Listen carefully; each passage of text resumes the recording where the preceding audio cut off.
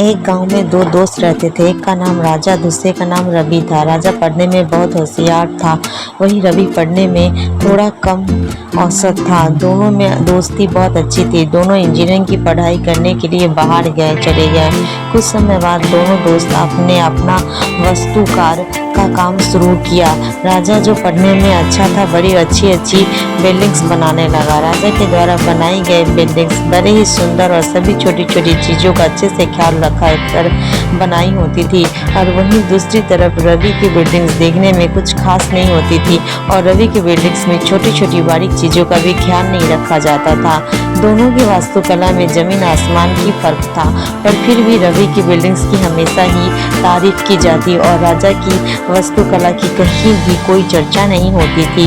ऐसे ही समय बीतता गया। रवि बड़ा मशहूर वास्तुकार बन गया।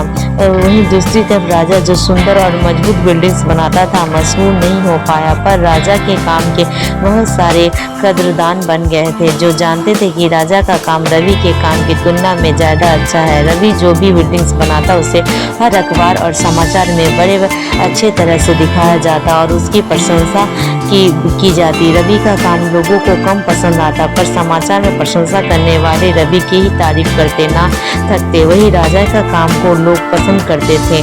समय के साथ अब राजा मशहूर होने लगा था, वहीं रवि की लोकप्रियता कम होने लगी थी। रवि के द्वारा बनाई गई बिल्डिंग्स को लोग खरीदना बंद कर देते और एक नए वास्तुकार जिसका नाम दहलूज था, उसकी बिल्डिंग्स की तारीफ करने लगते।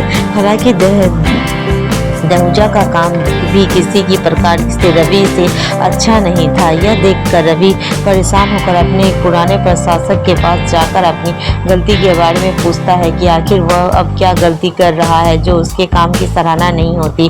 तब रवि के बूढ़े प्रशंसक ने रवि से कहा, तुम कभी भी अच्छे वास्तुकार नहीं थे, तुमसे अच्छा वास्तुकार तो हमेशा से ही राजा था और राजा आज भी इस दहूजा से भी अच्छा है जिसकी हम तारीफ कर रहे हैं। यह सुनकर रवि चौंक पड़ता है और चौंक कर बूढ़े से कहता है, ऐसा कैसे?